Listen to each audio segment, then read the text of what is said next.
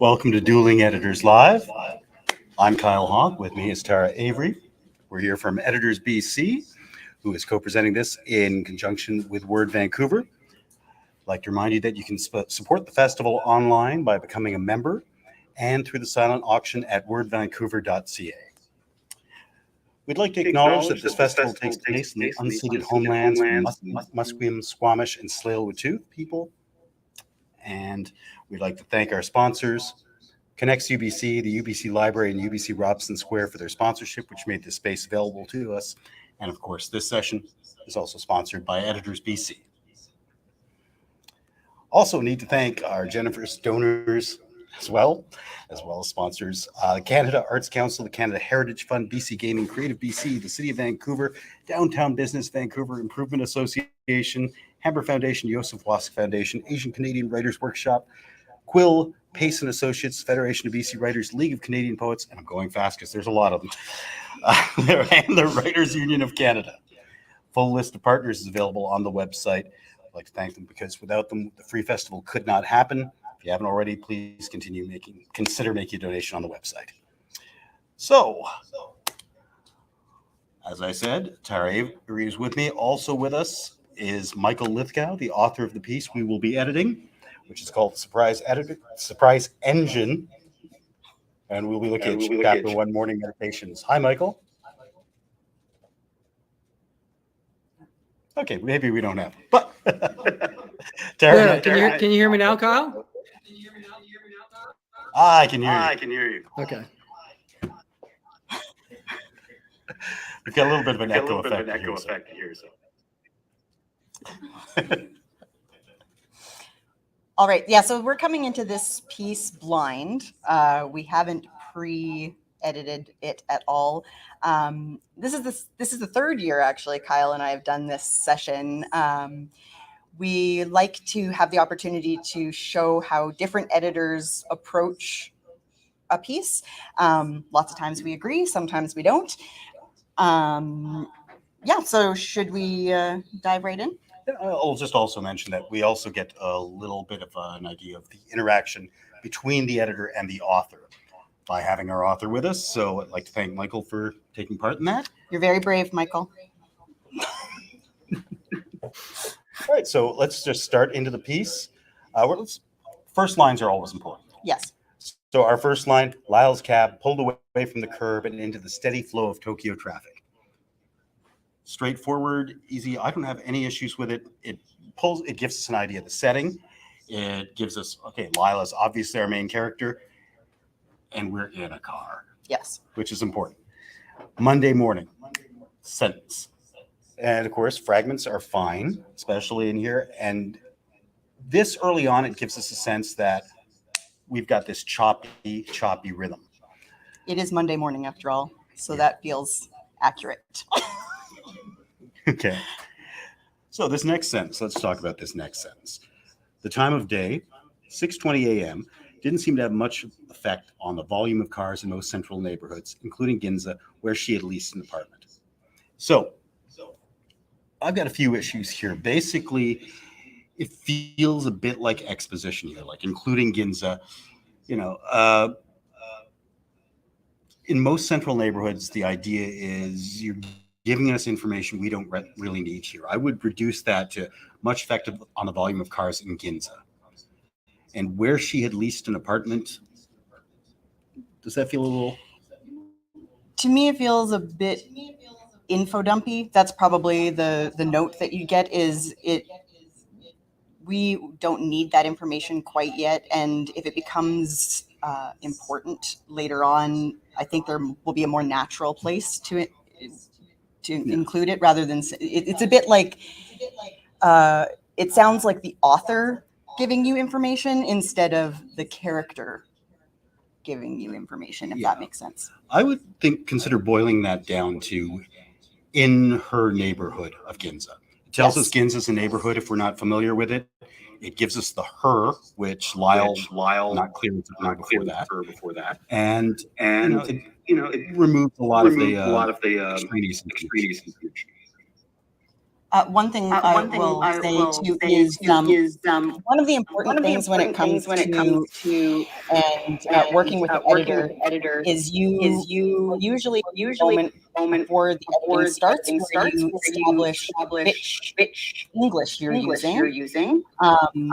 So in this case, obviously, we're using a Canadian or British English because neighborhoods has a U.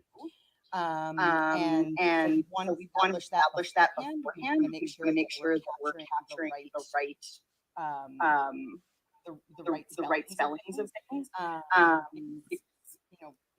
Other authors who live in Canada may choose to use U.S. spelling for a number of reasons, and that's the kind of thing that you can establish for any editing starts, because you don't want to assume that they're using English and they have to go back and change it all after, or assume that they're using English, change all the U's, and then have to, because both are completely valid as long as you make a note of it with the style of the piece. Yeah, an editor would be keeping stuff, including things like this. It's really messy to change that back and forth. Another thing that's messy to change that or not. We won't know. And yes, we'll actually clean that through. Sometimes, though, it's a mess. So, Michael, the other thing too that the spacing of the MSAC, because this is a unique choice, which is a space dash, which for screen read. So if it's good to have a space. Oftentimes when you're doing formatting, it'll be a space. So that's a separate issue. But UK English for they will use a space M dash, N dash, the version. Canada and the UK use the M dash, which is longer and usually not within space, which is what Kyle is saying. So all these things are very little weird things, but there's the notes that and ask you like this that you want to make exist throughout. A lot of what you're doing is about consistency.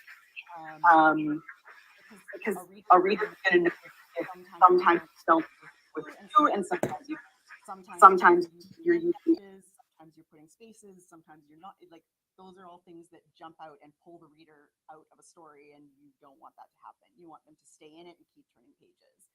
So yeah, the start of any piece is a bit of the contract between the author and the reader.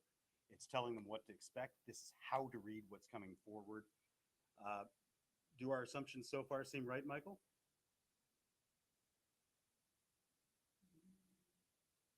Silence means consent. In this case. So let's go to the next sentence. The sound of an NHK announcer. Whether or not you know NHK as a broadcast network announcer gives it to us. It's nicely framed and phrased. We don't need anything more detail-wise. Droning the news percolated from the cab speakers. More updates on the kidnapping of 3 Japanese nationals in Iran last week. And going on here, basically, everyone is able to see this, so I'm not going to read everything. But are you seeing anything that stands out for you, Tara? there's an extra space by announcer. Yeah. Which there's also, though, this. So I was leaving it because there's, that actually shouldn't be there. Space before superscript. Yeah, there is. I'm just wondering if one is superscripted. So got the extra spaces there. You'll also note we've got proper apostrophe there. We don't have it here in Schoolgirls. And well, not proper, curly. Curly, I should say, but I'm not going to try. See, a lot of here's another little interesting aside. So you've got the straight and you've got the curly things. I mean, normally when you pick up a printed book, you're going to see curly apostrophes and however, for the web, you're almost always going to be straight. Like it just that's a I think mostly because that's the text comes up when you're. I mean, personally, I really early. We were talking about concepts. Yeah. So early Vancouver, Microsoft Word did this, autocorrect, including places people wanted. What it does is it does not turn into the proper symbol, but it turned it into its own symbol. So that's why in the 90s you go on the site, see all these weird symbols where there were they couldn't Read the Word version. left the site posted on a Microsoft server. That nowadays most would, but the thing is it's a different symbol at Microsoft. So a lot of times use the proper symbol, like way shape or codes and such. It's a mess. Editors will help out if necessary. Generally, it's a difference, but it's why keyboard symbols are binary symbols.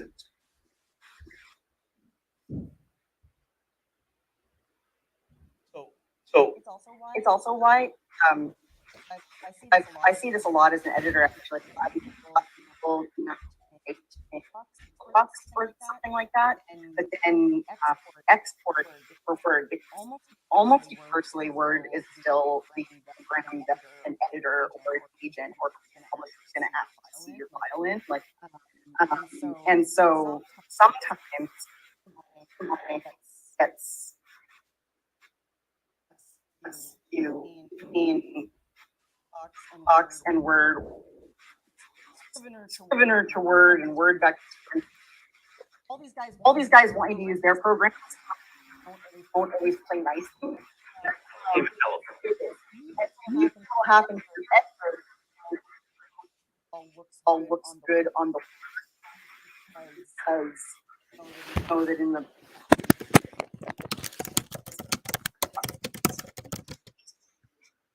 generally the editing process.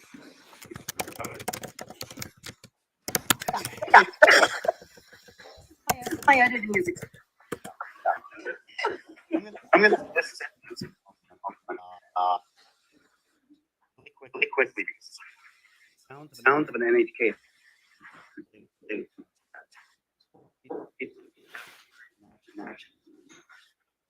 Sitting and sickening, highly anticipated. So structurally, I'm fine. One sentence is always going to happen. I see here is like here just so many people. No Google companies anticipate IPO can read as a callback to that. So I would basically just why the Google companies, just Google's, or alternatively you could do Alphabet, but the official over. And that that avoids it being as NHK is a Google company that's being referred to there. So then the information highway gold rush had begun. I think we both agree, lowercase information highway. Thought Lyle, she's probably invested. That said, we might be able to defer to Michael here. We don't know the time frame here. I was just going to say that because that could also be why it's the Google company. Was Google known as the company? Was Google known as the Google of its other things? Before this is Yeah, can you guys hear me? this is Yeah. just but we're not going to do that. But we're not going to do that. Like that's we always have like Yeah, we're going know. cold here. Yeah, we're going cold here. Can you guys hear me? Yep. Yep. Okay, I'm having a little trouble hearing your audio. I'm trying to sort out the audio problems with some headphones, but yeah, definitely. The time frame is just before Google became a public company. Okay, you're coming in very weak. We heard the kind of dipped out. Yeah, it's referred to the information highway because it's the early 2000s. It's like 2004, 2003. So yeah, even with that, it's mod reader. I would basically lowercase information highway unless you really want to hammer that home. And to be honest, we have not seen a sign of that yet. So as a reader going in, assuming we haven't read a blurb describing this, we don't know when it is. So Probably what I would do is instead of making like if I fact checked and I saw that back in the 2000s people were referring to it as the information highway capitalized, I would add a query rather than making the change. Like Kyle has changed it here, but I would add a comment and say, modern readers, or modern English might not capitalize this. It's up to you. It tends to add emphasis where you may or may not want it. But you leave it up to the author. So Okay. another is, I'm not gonna bother trying proper quotes here because we're on a laptop that we're unfamiliar with. But basically, if you just put information highway in quotes with the caps, that tells us this is new and unfamiliar. Yeah. And even early 2000s, let's say, it would be a little late for it to be new and unfamiliar, but it gives us an idea, a sense of the time. Gold Rush is one word. Want to say anything about that? Or I would check I'm it. fine. Yeah, we would check it against different things. We might put it as an exception in our style sheet that this is how it is for this book, but that's fine. All right. Let's see. This information highway Gold Rush had begun, thought, wow, she should probably invest. New paragraph, she glanced at her watch. I might move that sentence to the next paragraph. And the idea being that we've got this setting here, the time of day, the volume of cars, the NHK announcer, the news. This is about Lyle's thoughts, and it continues into glancing with her watch as far as I'm concerned. That's one paragraph. Yep. And you shouldn't do this, but basically let's do that. That's how it'll look joined. So you're seeing it basically in the review format, but all right. She glanced at her watch. She was expecting. I would avoid that, and I will do something, let's say half-assed, and let Tara call me on it. So she glanced at her watch, expecting a call from the CEO of the company she worked for on contract. I don't hate that. Okay. But it's a little bit of a jump because... Well, she's looking at So, her watch. yeah. She's looking at her watch because she's expecting the call and she wants to know when it's going to be. And it does get rid of that kind of awkward overuse of she as a sentence starter, and also the she was verb of being, which it's not wrong. It's just clunky. Yeah. And if you can, like, one of the things that is, as from a writing perspective, if you can, the more of those you can rephrase to make more active, the better your writing is going to be. And usually the more, you're going to get more action, more movement through the sentence. She was is kind of right there with that show, don't tell kind of thing. Like, she was waiting. Okay.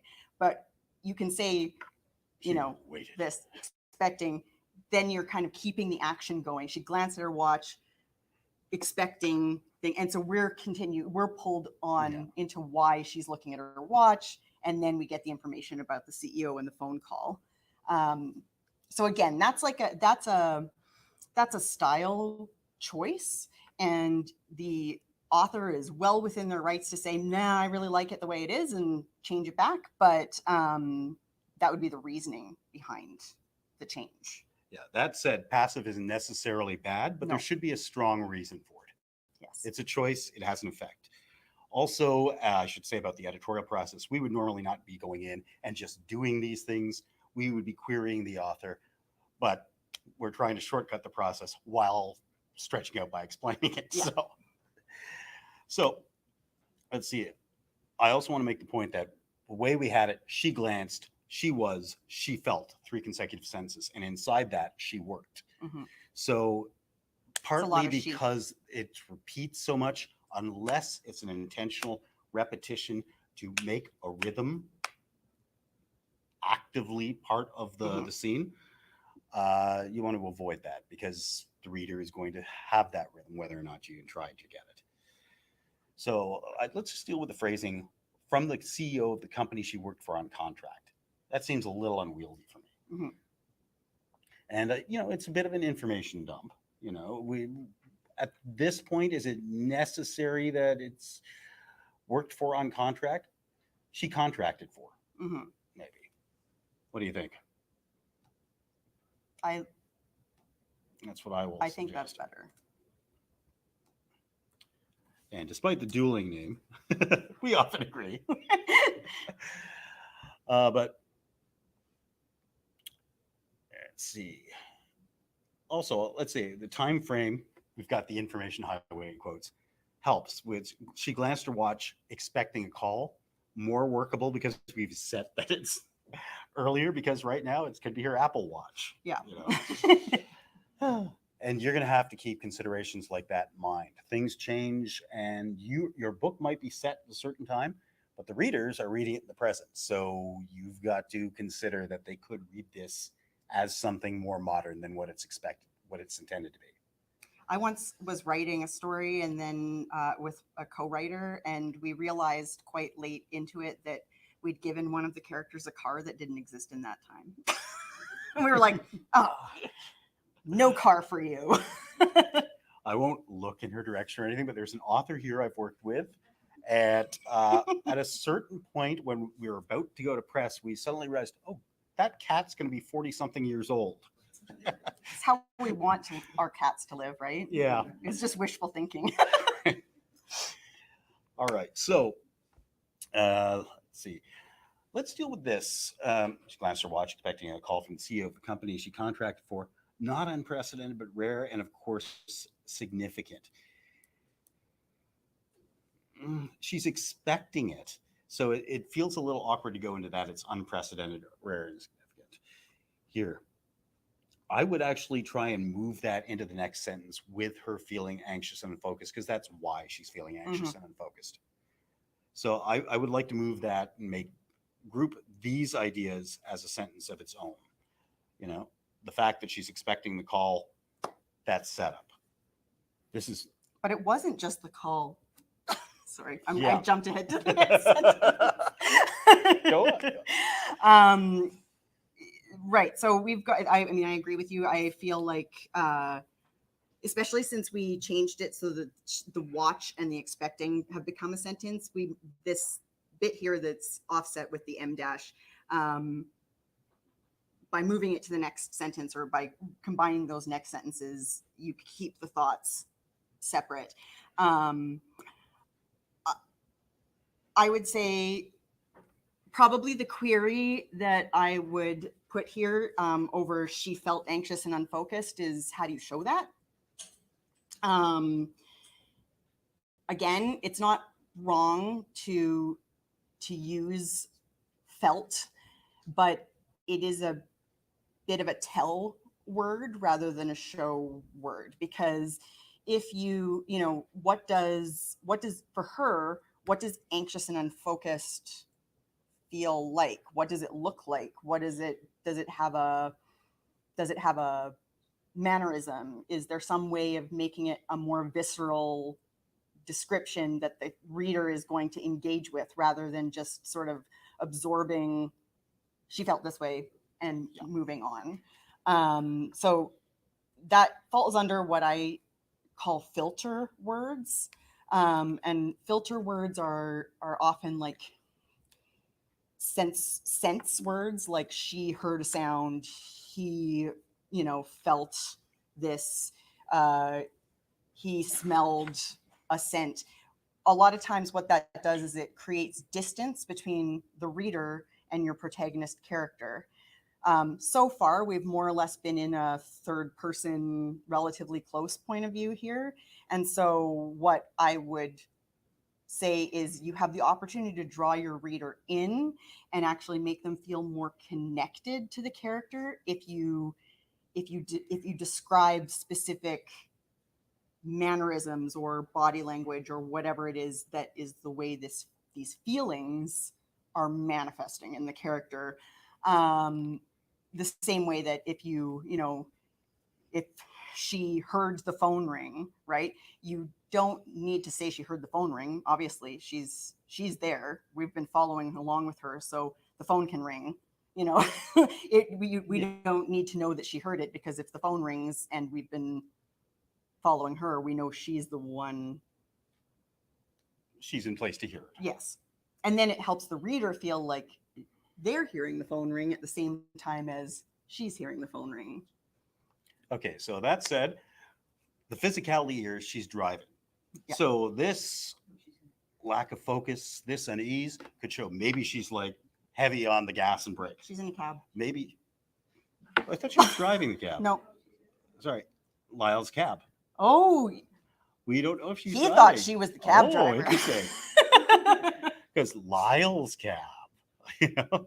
Hmm.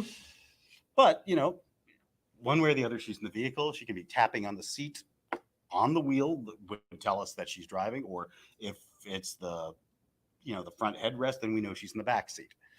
You know. Eventually, she settles into the roomy and impeccably clean back seat. Aha. So again, we're going at this cold. We hadn't got there yet. So that said, also, yes, we go this deep into things, but much faster generally because we're not explaining it. Yeah. But the other thing is, when something is well written, you're falling into it, and it's easy to miss the little things that might trip up one person in 1,000. And that's kind of our goal, is to find those. Nobody finds everything. You know, there's classic works that have like just little things sticking out in them, despite being re-edited over decades and decades. Yes. And some of it is, we can't get rid of that now. But other times, it really just got past this person, until somebody says, why does this happen? So to this point, like, neither of us thought, oh, you didn't think she could be driver. I didn't think she could be passenger. Yeah. You know? So maybe that's something we want to make a little clearer in context. Over here, I would basically, not unprecedented, but rare, and of course significant, she felt anxious, unfocused. I said, combine that. I would also combine this next little bit. Mm-hmm. And just a quick riff on it. It wasn't just the phone call calling her unease, causing her unease on this special, horrible anniversary. 5 years to the day that her brother committed suicide. One idea. Yeah. And it hits like that, as opposed to, you know, a little gentle tap, and then this hit, and it kind of disconnects them when you step them that way. We would have that conversation with the author, but you know, just as an example of things we would put forward. This comes back to those verbs of being again, because you've got it wasn't, today was, it was. And when you probably, you know, I also suggest all the time to authors that they read their work out loud, because when you actually have to make the sounds yourself and you feel yourself saying it was over and over again, you're probably like, that doesn't sound great, you know, and then you'll go back and perhaps revise it. So this too is creating a kind of distance, because you could say the phone call wasn't the only thing, or, you know, so you're taking away the it was, which is very vague and not very interesting as a structure, and then changing it with the more important thing, which is the phone call. And then the same thing as with 5 years ago to the day that her brother committed suicide. It was kind of almost deadens the importance of what's in that sentence, which is 5 years ago her brother died, you know, like 5 years ago her brother committed suicide. So I'm also going to make the point that it's a bit of the context here. She's anxious and unfocused. And then we have this slow unreal, which it wasn't just the phone call causing her unease. Today was a special, horrible anniversary. It was 5. It doesn't fit with the anxiety. Mm-hmm. I wanted to see this quick in one thing or choppy little bits. Like the fragments at the beginning. Yeah, that fits with the anxiety, because we're in her perspective. Yeah. So, and again, here, same issue as before, her taxi. Mm-hmm. That's why I took it as her's the driver. So instead of the taxi. Yeah. Yeah. So basically, yeah, it's also, if she's the passenger, which we know she is because we've looked ahead now, and she's anxious, that sense of ownership seems off.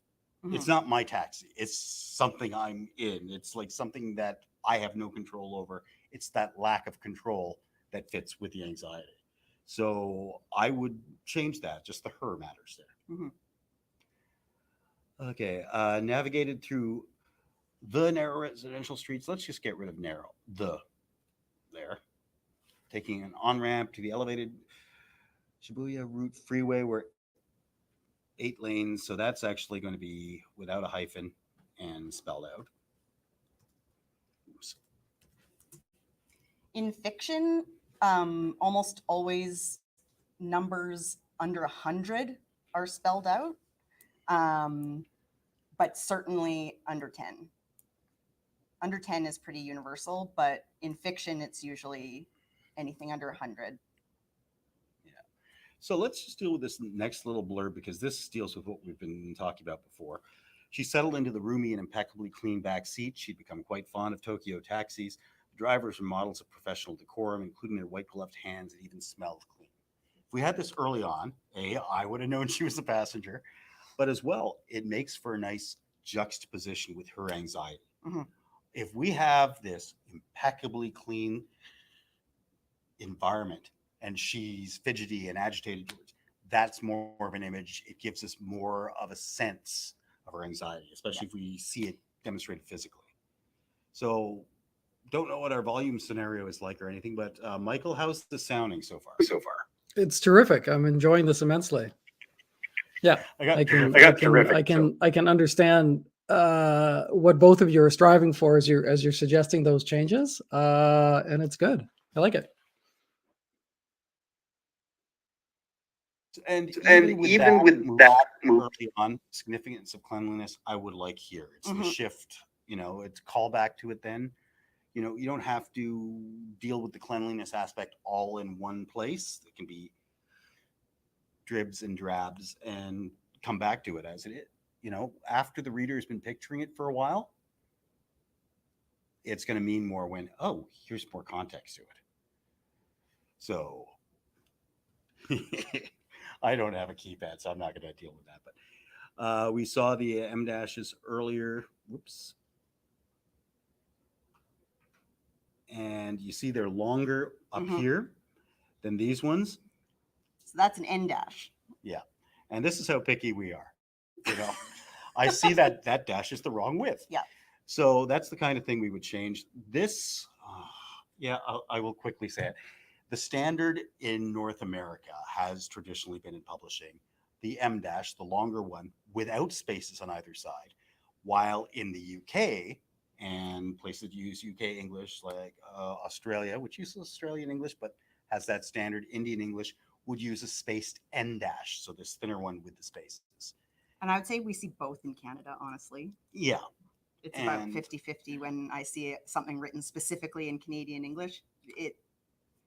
Sometimes much like the rest of Canadian English, sometimes it goes with the American and sometimes it goes with the UK. But Canadian English developed on its own. It did. All the English is standardized separately, and that's like a 3-hour conversation by itself. That's what editors talk about over drinks. Yes. Over lots of drinks. Don't you wish you could have a life as exciting as ours? Okay, I got it. But one of Noah Webster's things, Webster, of course, originally produced spelling textbooks for the US.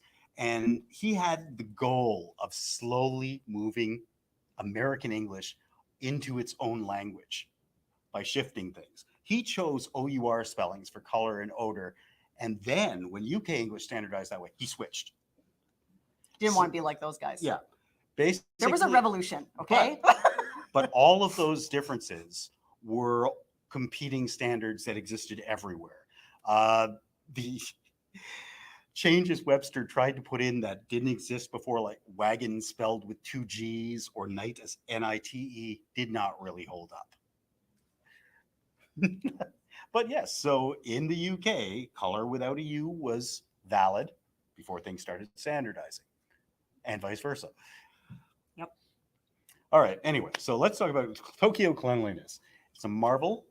As they'd been driving through Ginza, shop owners were out in the street scrubbing their storefronts and spraying the sidewalks. I'd say we don't need to mention Ginza again. Like just, since it was established in the first sentence, now it feels like unnecessary repetition. We know it.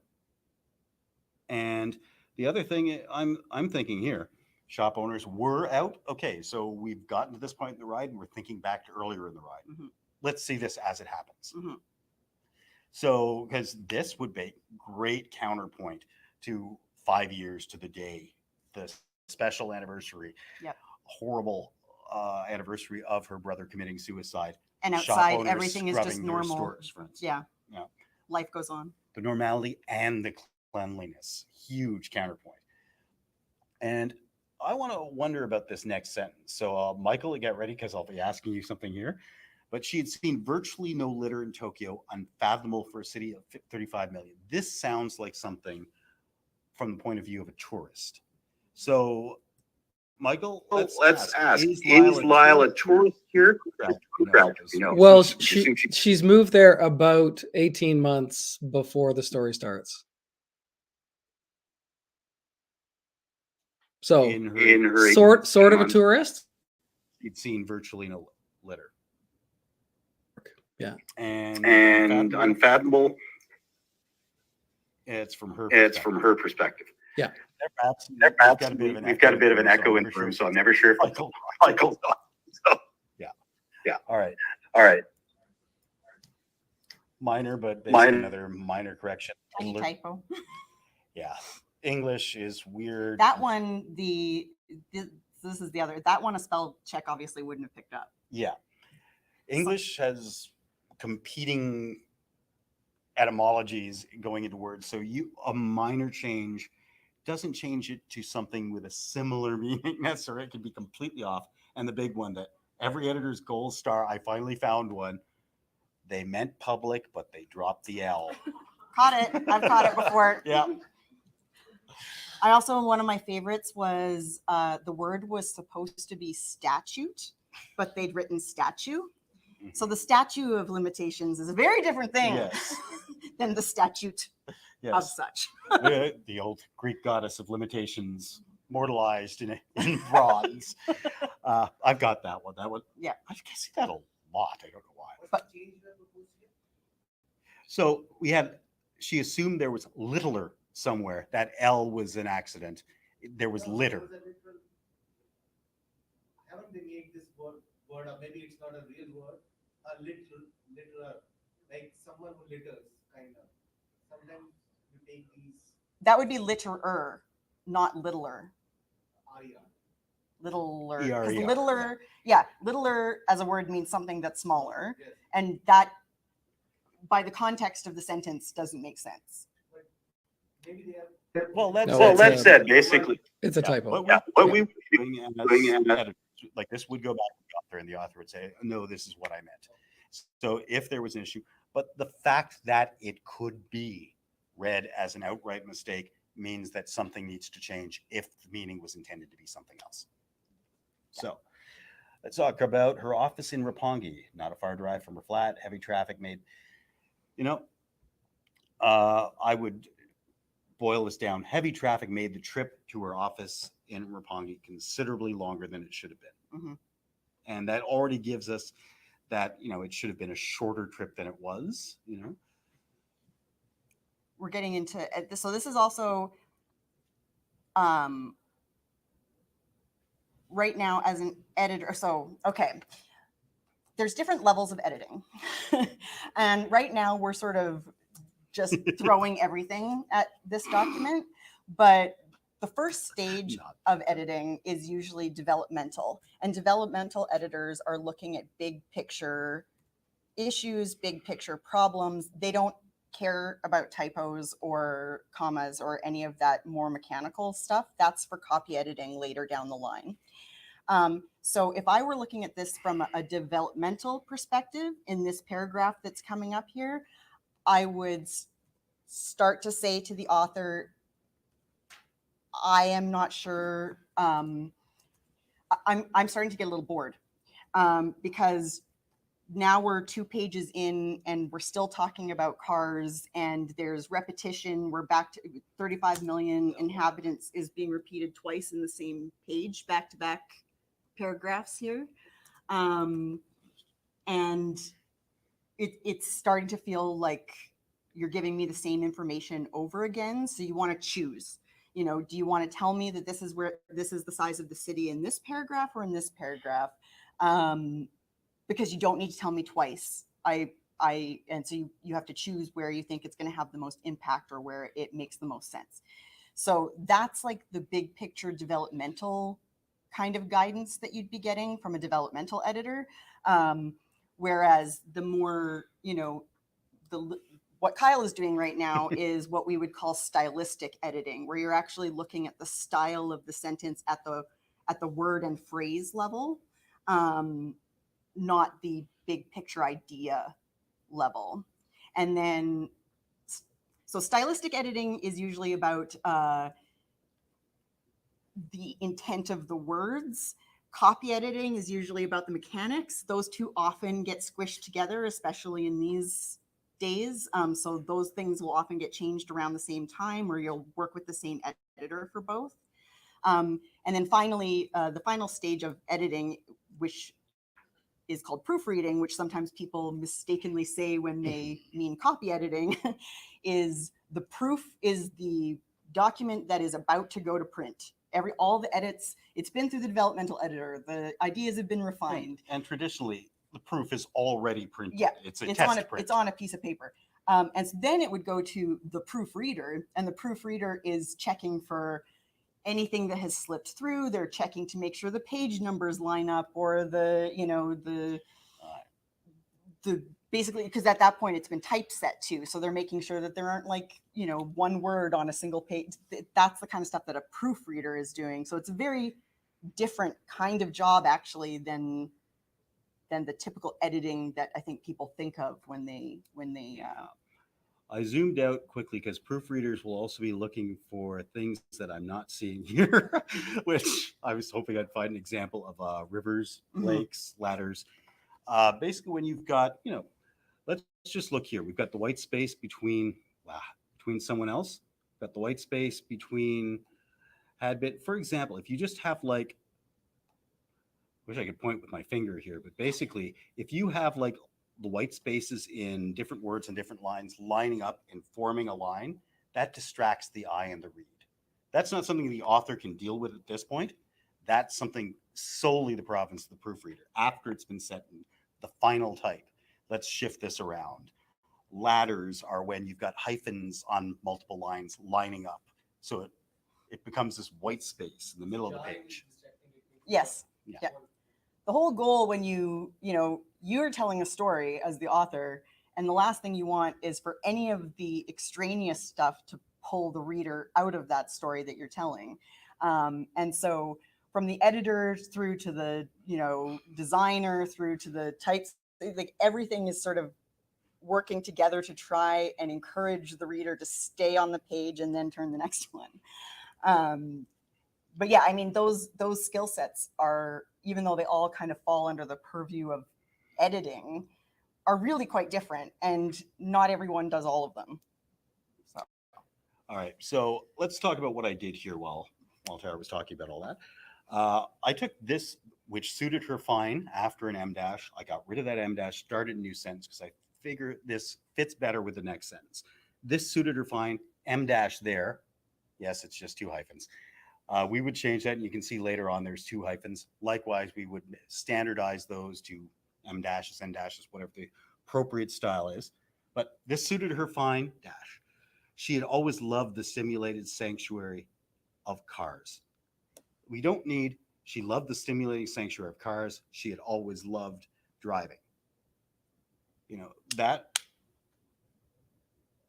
slowness doesn't suit her anxiety. And again, as much as she feels it's a sanctuary, we're still got this anniversary. We've still got the anxiety. We've still got the call coming up, you know. So, but being new to the city, and might throw this back to Michael, but new to the city after 18 months.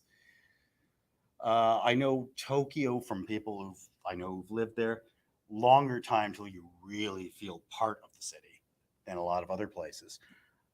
I lived in New York City for 5 years, but by 18 months, I felt pretty like established there. Yeah. Once you hit, I mean, even the first year anniversary, you're kind of like, oh, I live here now. So I would say that new, when you say new to the city and something like this, I'm thinking like you've been here for a month, not Yeah. you've been here for a year and a half. And it being Tokyo, we've already established that. Yeah. But you know what I would do here? I would suggest something along the lines of still being unfamiliar, and we don't need the city. Whoops. Not my normal keyboard. Unfamiliar with, I'll just say this city's, which is not the optimal thing, but just as an idea. I'd put more thought into it generally, but still being unfamiliar with this city's map of mazes within mazes. 35 million inhabitants, know we've that. already addressed. We don't need to repeat that.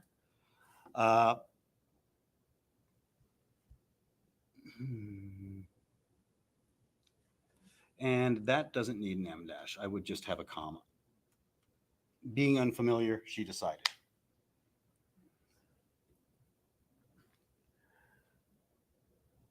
Okay, so let's go to her great discovery here. Been the morning commutes with someone else at the wheel were a wonderful time to think. So that gives us a little new context for she decided to. It's not that she's deciding now. It's, I think the intent here is that she had earlier on decided to and discovered. So she minor thing, but context. Today was going to be shitty. I would say new paragraph. Yeah.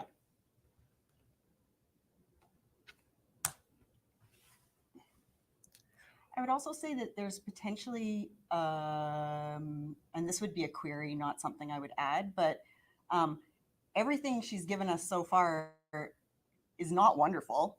Yeah. So it might be a wonderful time to think on a normal day, but is it wonderful today? Is that really the, if there's going to, you might want to throw in a contrast there. I think what we're missing here is, someone else at the wheel, wonderful time to think. We don't have the contrast on the page. Yeah. So that kind of covers it? Yes. Yeah. And I got to let you expound on the semicolon there. I love semicolons. They do belong in fiction, no matter what anyone tells you.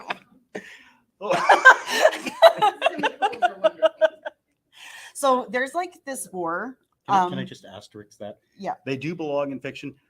They don't belong a lot of the places we tend to see them. That's true. They do belong a lot of places we don't tend to see them. Yes.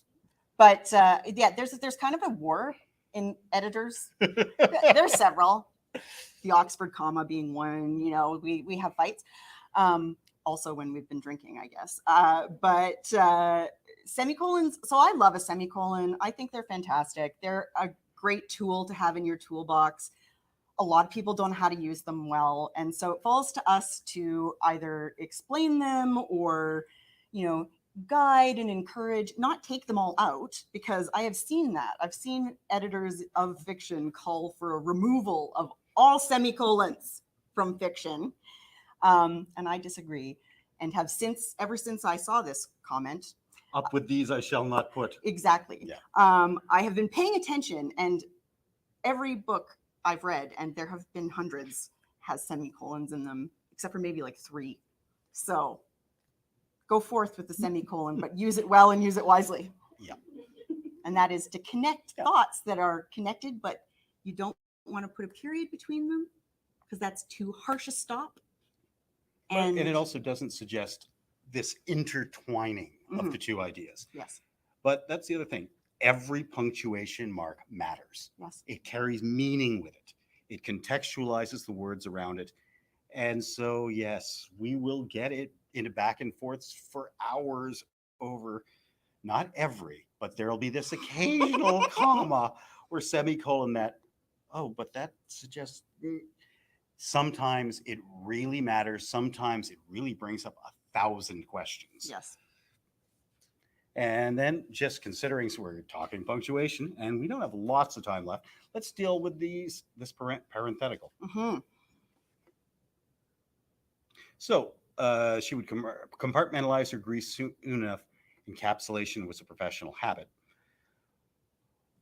Do you think that works better as a parenthetical or maybe with em dashes or commas? If I were writing it, I would use em dashes. That said, it may, because so a parenthetical, there are places for parentheticals, but it kind of, thus far, this story has not given me the parenthetical feeling. Yeah. Because we're in her point of view already. Yeah. It sort of creates a distance that doesn't feel natural, because why would she have to, like, why would we be getting her thoughts parenthetically when we've been getting her thoughts all along? I would use em dashes because I would give it a little more oomph than just commas. Yeah. Because that seems important. Like, Yeah. this seems like a bit of information that's going to be important about who she is and how she handles. Yeah, and things. it's her, so it's not a little. It's not authorial aside. You know, it's who I am. I'm not. So yeah, I would go with the em dashes as well. That said, Michael is heavy on the em dashes. I don't have a problem with that, but you've got to be aware of it. I would say we're getting into like em dash caution territory here. Yeah. Because they are an emphatic kind of punctuation mark. You know, they add more emphasis than putting something in commas. And so you want to be careful not to be emphasizing things Emphasizing all the time, or else it's going to feel like the character is kind of like, hey, and then hey, and then hey, and you don't, unless that's their personality, which it absolutely could be. You know, like, it's the same as you could have a character who uses italics a lot because that's part of their personality, and if that's the case, then go forth, but be intentional about it. And I would say that if I start to, especially when you have em dashes happening, like a pair happening more than once in a paragraph, you're running the risk of confusing the reader, because they're like, oh wait, did this go with this part here or here? So I mean, that's, again, it's not a rule, you can break it, but it is potential confusion. It's a balancing act. It's a balancing act between meaning and, you know, muting the meaning, because there's a lot of them. But there's also the idea earlier I was talking about, we're talking proofreaders, rivers, lakes, white space on the page. Em dashes bring white space onto the page. So when you have a lot of them, it can draw the eye to those places, you know? So, you know, it's not like we've got places here that have lots and lots of them. I think we're just at the borderline of what's, you know, within reason. Mm-hmm. So, and that's with us saying that while we're adding to, but they're used well. You know, the sense is there, as opposed to where we had, if we go back to today, however, was going to be shitty, there was no avoiding this. You know, you could, and forgive me here, Tara, basically put an em dash in there and it works. That's a viable use and sense, but it shifts the sense of it a bit. You know, there was no avoiding this. That's the end point. You know, it's one thing leading to the other there, as opposed emphasis to again. It's the wherever an em dash is, you're going to have emphasis after it. Yeah. And whether that's emphasis to set something aside or it's emphasis that's leading to it as an importance, you want to make sure that it's actually important. And you want to make sure that you're not important. Wow. I'm good at this. Question for the editors.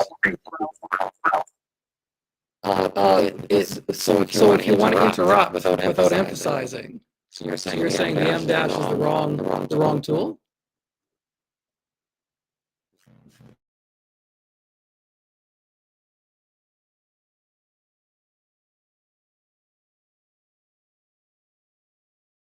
comfortable but not unwelcome, as the next sentence goes. Okay, so let's go to some.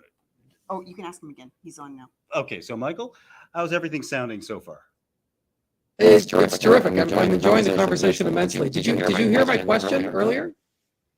Okay, perfect. Yeah, we are of course Michael is being very spell out all spell out all these things. In front of an audience. Yes. I mean, let's give Michael a little, because that is not fun. Michael Lithgow, everyone. And that's it. Let's go from the applause to Lucas had hung himself on the Granville Street Bridge in Vancouver. A very public, with the L, and gruesome tragedy, and one for which she had never forgiven herself. So, Yeah. Let's just deal with, we've got Lucas and Lyle. So, for which she is a little odd in that sentence. Because Lucas had hung himself, we are completely focused on Lucas. You know, this is not about Lyle when we start reading the sentence. We completely lose the sense of Lyle because we're getting into this moment. Lucas had hung himself from the Granville Street Bridge in Vancouver. Very public and gruesome tragedy. One for which Lyle will Yeah. never forgive himself. And public and gruesome and one. Here's something, and doesn't get thought of, but like every punctuation mark, it matters. And when you have and used for two different purposes, public and gruesome, it's joining those two things, tragedy, a very public and gruesome tragedy, and one for which it's joining those two larger phrases, it's awkward. And it's, you know, yeah. So let's avoid the and for two different purposes. Thinking about her brother made her feel tight, semicolon. Her right eyelid began to twitch like it did sometimes. Like it did sometimes. Let's get rid of that comma, I would say. Like it did sometimes. Sometimes isn't on the side here. It's right there, hard. We're at time. Yeah, we're pretty much at But time. we should ask so, them if they have questions so that we can answer any. Yeah, so let's If there are. take questions. In the We're going to little leave time you we have on left, that public and gruesome tragedy. And that heavy, heavy image. Hanged. Yeah. Yeah. Yeah. Was hanged, I would say, definitely. Had hung himself, I wouldn't be that I wouldn't really take issue with. But yeah. I would say though that image, if we had just something that she sees in the ride that triggers it, or is in juxtaposition with like this image, the public and gruesome tragedy, the clean streets. You know. So anyone else, any other questions? Or you mentioned the difference between stylistic and copy edits. So would that actually be two different stages, like you pay for a stylistic edit and then you do a copy edit? Or... If you're rich. I mean, I honestly say that when people contact me, I usually, and I'm telling them the different stages, I will often say, I combine these because I can, and because they're not mutually, like, you can do them side by side. the amount of work. The amount of work is, yeah. And usually a stylistic editor also copy edits. So it's rare to just have one and not the other. Although I have had a client who only wanted copy editing. She only wanted me to touch mechanics and didn't want me to touch style at all. And it was hard. That said, every editor draws from every bucket. You know, we're doing a copy. Oh, this is a stylistic thing. I'll bring it up. This is a developmental thing. I'll bring it up. Yeah. This is plot focused. We'll bring it up. There's always going to be some crossover. Yeah. So when you work, just in terms of process, are you, I guess, jumping throughout as you're going through, or do you read through for one specific thing and then read through for another specific thing? It depends. I would say that like sometimes if I'm catching, like if there's a misspelling or something like that, I'll do a find to see if they've misspelled it throughout, just so that I can kind of wipe that off of my list. Like, oh, they've spelled scraped as scrapped every time. Okay, well, I'll change it to scraped and then blah. But generally, I tend to work through from beginning to end. And then I go back to like, See, double check. I will tend to bounce through first and then do a read through. I generally explain to people editing is not necessarily a linear process. So that said, we finally get to fight it. Yay, we're But dueling. that said, we're running out of time. So we're about to wrap it up. We'd like to thank you all. This was Dueling Editors Live, presented by Word Vancouver and Editors BC. Tara Avery. I'm Kyle Hawke, and our author is Michael Lithgow.